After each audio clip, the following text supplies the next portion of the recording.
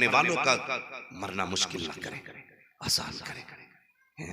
हमारे गांव के अंदर ना कभी कभी जाना होता है तीजे के अंदर, तो मैं देखता हूँ भाई 75,000 मरतबा कलमा शरीफ या 1.25 लाख मरतबा कलमा शरीफ, ये तादाद कलमे शरीफ की है। तो कभी कभी तो 2-2 क्विंटल चना आ रहा है, 2-2 क्विंटल चना। पूछो ना उलमा से, अपने तजर्बाकार लोगों से पूछिए। हमारा मकसद भाई 40वां नहीं, आप तो हर 30 दिन फतह करें, मगर उतने चने लाओ जितनी तादाद है कि नहीं भाई। अगर 15-16 किलो में या 18 किलो में, कितनी भी भारी चना है, अगर 18 किलो में पूरे कलमे हो जा रहे हैं तो क्या जरूरत है कि क्विंटल चना लाने की? क्या लगता है इससे बख्शे जाएंगे? भीड़ इतनी बढ़ गई, 2-2 मुट्ठी बांटे जा रहे भर भर के, बांटने वाला भी नहीं देख रहा है। आदमी अपनी इज्जत को मर रहा है, कह रहा कम पड़ गए तो नाक कट जाएगी समाज में। यहाँ चने पढ़ने आए थे कि चने खाने आए? और यार 1 क्विंटल चना और मुट्ठी भर भर के पढ़ने वाले भी लौट रहे, ऐसे चल रही है। सुभान अल्लाह बंदा नहीं कह सकता इतनी तेज, जितनी मर्तबा चना फेंक दिया जाता कलमा हो गया। ये कौन से साले सवाब है भाई? तादाद मुकर्रर जो है उतने चने लाओ, एक एक मुट्ठी पढ़ने वालों पे आए, एक एक मुट्ठी बांट। और क्या यार ऐसे पढ़ना जिससे खुदा भी राजी हो जाए, मुस्तफा भी राजी हो जाए, ऐसे पढ़ो। चलो तो जितनी बार चाहो। तो अब चनों के लिए ना बच्चे भाई, सबकी तो इस्तेताअत नहीं होती है प्रधान जी, कोई कमजोर भी है, कोई पैसे वाला है, तो कोई गरीब भी है, सब नहीं ला सकते ना आपकी मर्जी के मुताबिक चने, सब खर्च नहीं कर सकते उतना। तो कई बार लोगों को उधार लेना पड़ता है, कर्ज लेकर के चने लाए जा रहे हैं, कर्ज लेकर के बिरयानियां बन रही हैं, कर्ज लेकर के रोटियां बन रही हैं, कहते सवाब की नियत से बनाया था। मुझे बताओ किसी भी दारुल इफ्ता से फतवा ला के दो, सिर्फ अमरे मुस्ताहब के लिए कर्ज लेना जायज है? ले सकते हो, ला करके देखो भाई, जो उलमा कहे उस पे अमल करो। कर्ज लेकर के चने क्यों करा रहे हो? अल्लाह ने हैसियत दी है ना, तो तेरी 5 बेटे हैं, 3 बेटियां हैं, सारे तस्बीह लेके बैठ जाओ, कलमा की तादाद पूरी हो जाएगी, अल्लाह तेरे बाप की मग़फ़िरत फरमा दे। खाली रस्म ही पीले चले जा रहे हैं। तो गुजारिश है ऐसे काम न करें जिससे मुश्किलात पैदा हो। उम्मत का मामला आसान करें, आसान करें, लोगों के दुख बांटें, बढ़ाएं नहीं, बांटें, दुख बांटिए, मोहब्बतें कायम कीजिए।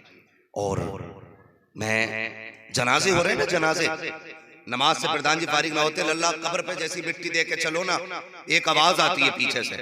पहले तो ये आवाज आती है कि मेहमान खाना खा के जाएं, यहां तक तो दुरुस्त है, क्योंकि जिनके लिए खाना है, जो गुंजाइश है, ठीक है जी, दूर के लोग हैं, घर नहीं जा रहे, घर दूर है, खाने का वक्त है, खा लीजिए।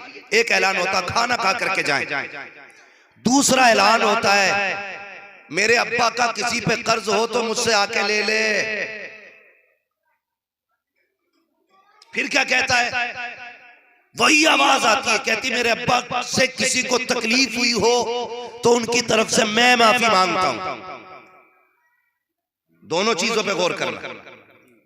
इधर घर में जनाजा रखा होता है, तब बीवी को लाके बैठाया जाता जनाजे के पास, वो मैयत से रोके कहती है जो गलती हो गई वो माफ कर। देखा कि नहीं कभी औरतें जनाजे पे लाके बैठाई जाती है, वो कहती कोई गलती हो गई हो तो माफ करना। मेरी बहन, मेरी बेटी, मेरी कौम की शहजादी, सिर्फ इतनी बात कहना चाहता हूँ, मरने के बाद माफी मांगी तो क्या मांगी, क्या कि अच्छा होता तेरी और शोहर की जिंदगी थी, जीते जी उससे अपनी खताओं की माफी मांग ली होती, मरने से पहले उससे कह दिया होता मेरे सरताज पूरी जिंदगी तेरे साथ गुजरी है, हो सकता है कोई खता हो गई हो माफ कर दे, हो सकता है कोई गलती हो गई हो तो माफ कर दे। मरने के बाद माफी मांगने से क्या होगा? वो तो चला गया। जिसको तूने गाली दे के घर से भेजा था उसका तो जनाजा उठ चुका है। जिसको तूने गाली दे के घर से निकाला था आज सफेद चादर ओढ़ के लेट चुका है। जिसको तू बिना ताने दिए रोटी नहीं देती थी आज वो मुंह बंद करके लेटा है। जिसको बिना गाली दिए तू सवाल की करती थी आज उसकी जबान पे ताला लग गया है। और मेरी कौम की बेटी इससे माफी मांगनी थी तो जीते जी मांग लेती। तेरे लिए हुजूर की जिंदगी नमूना थी, मौलाए कायनात की जिंदगी नमूना थी, हजरत फातिमा की जिंदगी नमूना थी। अल्लाह अकबर, तारीख उठा करके देखिए प्यारे,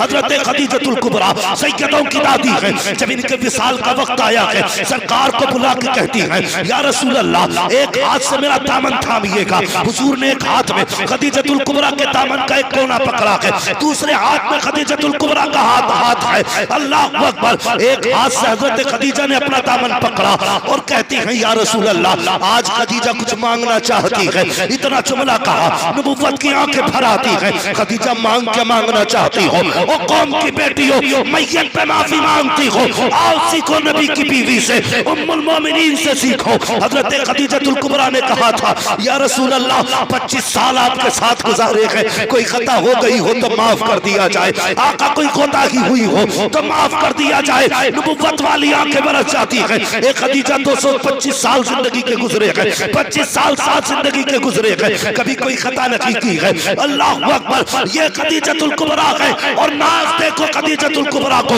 हुजूर पे कितना नाज था। जैसे खदीजतुल कुबरा के विसाल का वक्त आया है आपकी सहेली आती है, आने के बाद कहती है खदीजा देख तो सही अपनी हालत। वो सहेली अभी ईमान नहीं लाई थी, अभी ईमान नहीं लाई है, आके कहती खदीजा जब तू ईमान नहीं लाई थी तुझे मलकाए अरब कहा जाता था, काउंटरों सोने की मालिक थी, लाखों अरबों रुपए की चांदी तेरे पास थी। आज अपनी हालत देख, जो कपड़े तूने पहने हैं इस पे कई कई पैबंद हैं। का फिर का तुझे पता नहीं है मक्के में बातें क्या हो रही है? मक्के वाले कह रहे हैं अगर खदीजा का इंतकाल हो गया और ये इस्लाम पे इंतकाल कर गई तो इसे अपने कब्रिस्तान में दफन नहीं होने देंगे। अल्लाह अकबर, सहेली ने कहा था खदीजा मैं तेरी सहेली हूँ, मेरे कान में इतना कह दे मैंने मोहम्मद का दीन छोड़ दिया है, मैं तुझको लेकर के जाऊंगी और कब्रिस्तान में शान से दफन कराऊंगी। अल्लाह अकबर, खदीजतुल कुबरा ने कहा मुकम्मल हो गई तेरी बात? कहा हाँ। उसके बाद खदीजा के जुमले सुनो, कहते खबरदार ये दुनिया भले कब्रिस्तान में न जाने दे, मैं हुजूर का दामन नहीं छोड़ सकती हूँ। मेरे पास भले आज कुछ नहीं है, मेरे कपड़ों पे पैबंद लगे हैं, लेकिन खुदा की कसम हजरत खदीजतुल कुबरा ने कहा था वापस चली जा, मुझे गरीबी में मरना गवारा है, मोहम्मद को छोड़ के मरना गवारा नहीं हो। नारे तकबीर, नारे रिसालत, उलमा अहले सुन्नत, मुफ्ती हम्माद रज़ा साहिब किबला। बहुत खूब जिंदगी देखो हुजूर की, आज कौन सा झगड़ा नहीं है, जरा सा नमक तेज हो जाए लठियां चल रही है, तेरा भी हाथ नहीं रुकता। मिर्च तेज है तो डायरेक्ट तमाचे लगाता है, तुझे भी गैरत नहीं आती। सोचता मर्द हूं, मर्दानगी ये नहीं है, मर्दानगी ये है कि उसके कड़वे जुमलों का मुस्कुरा के मुकाबला किया।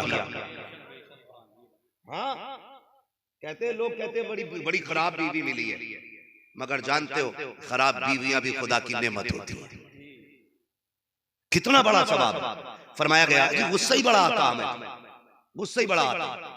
क्या करे मौलाना साहब बर्दाश्त नहीं हुआ, 3 तलाक दे डाली। क्यों? तुझे ही आ रहा गुस्सा? तुझे याद है कि रब को भी जलाल आता है? अपना गुस्सा याद है, अपने रब का गुस्सा याद नहीं? खैरा जी गुस्सा ही तेज था, तमाचा मार दिया मैंने, बड़ा गुस्सा आ गया भाई तुझे, लठिया लेके शुरू हो गया, रुकते ही नहीं। कह रहा मर्द हूं। फरमाया गया सुन, फरमाया अगर किसी को बीवी पे गुस्सा आए और अल्लाह की रजा के लिए गुस्सा बर्दाश्त कर ले, जानते हो अल्लाह कयामत में हूरों को खड़ा करके कहेगा अपने बंदे से जा, जिसको पसंद करता है उसको अपने साथ जन्नत में ले जा। जानते हो ये कभी हम मर्दानगी ये ना समझे कि लठियां मारनी मर्दानगी, ये बहुत बड़े वली, तो उनकी विलायत के चर्चे थे दुनिया भर में। एक शख्स को मुलाकात की तमन्ना हुई कि मैं हजरत से मिल के आऊं, यार बहुत पहुंचे हुए बुजुर्ग हैं, वली है, लाओ मुलाकात कर ले। जैसी वो घर पहुंचा ना, दरवाजा खटखटाया, अंदर से बीवी की आवाज आई, कौन? कहा कि फला साहब से मिलना है। उन बुजुर्ग का नाम लिया तो बीवी ने कहा नहीं है घर पे वो, तो वो कहने लगा कहां मिलेंगे? कहा जैसे तू ठलुआ वैसी वो ठलुआ। बीवी कह रही, सगी बीवी वली के बारे में अपने शोहर कहने लगी जैसा तू ठलुआ वैसे ही वो ठलुआ, टहलना होगा कहीं जंगलों में। इसको बड़ा गुस्सा आया, बोले बिला वजह में लोग तारीफ करते हैं, इसकी अपनी बीवी गाली दे रही। सोचने लगा लेकिन मिलूंगा जरूर। तलाश करते करते जंगल गया ना, तो हजरत शेर पे बैठ के आ रहे थे। शेर पे बैठे देखा ना तो कपड़े सीधे कर लिए और खड़ा हो गया। हजरत आ गया, कहने लगा हुजूर ये क्या है? घर गया तो अपनी बीवी काबू में नहीं है, यहाँ शेर की सवारी कर रहे हो। कहा क्या मतलब है? कहा आपकी बीवी ने ऐसे ऐसे कहा। कहने लगे ये जो रुतबे मिले हैं उसी की वजह से तो मिले। कि मैं समझा नहीं। कहने लगे वो इतनी गालियां देती है और मैं बर्दाश्त करता हूँ, उसकी जितनी गाली बर्दाश्त करता हूँ अल्लाह उतने रुतबे बुलंद कर देता। कहने लगा बीवी तो पावर कंट्रोल में नहीं है, लेकिन खुदा की सारी खुदाई अपने कंट्रोल में है। तो ये कभी कभी गुस्सा बर्दाश्त करने का अल्लाह सिला देता। आज भारत गाली बाली दे तलाक, ले तलाक, चल तलाक, मसला ही खत्म कर डाला। नहीं जी, ऐसा कभी ना किया करें। गुस्सा बर्दाश्त करने की आदत कंट्रोल किया करें। आज आप गुस्सा बर्दाश्त करो, अल्लाह कल तुम्हारी गलतियों पे पर्दे डाल देगा, पर्दे डालेगा अल्लाह गलतियों पे। तो कोशिश ये करें कि जो हमारी घर की माँ बहनें हैं ना, मैयत पे बैठ के माफी मांगती, जी माफ कर दो। बहनों से सिर्फ एक गुजारिश है, याद रखना शोहर शोहर होता है, शोहर शोहर होता है। मैंने जो ये बात कही है हाथ ना उठाइए, इसका मतलब ये भी नहीं है कि इन्हें आजाद छोड़ दीजिए कि जब दिल करे बाजार पे जा, जब दिल करे मजार पे जा। ये भी मसला नहीं। मैं सीधी बात कहता हूं भाई, बरेलवी हूं पक्का, कोई मुझे गलत ना समझे, मैं पक्का बरेलवी हूं।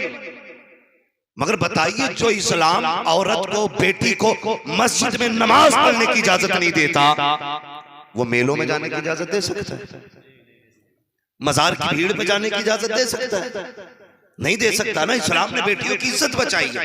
आज फोन करके कह रहे हजरत जी क्या करें, बीवी ने नजर मानी थी, मैं ठीक हो गई ना यार, मेरा लल्ला ठीक हो गया ना, फला मजार पे चादर चढ़ाऊंगी।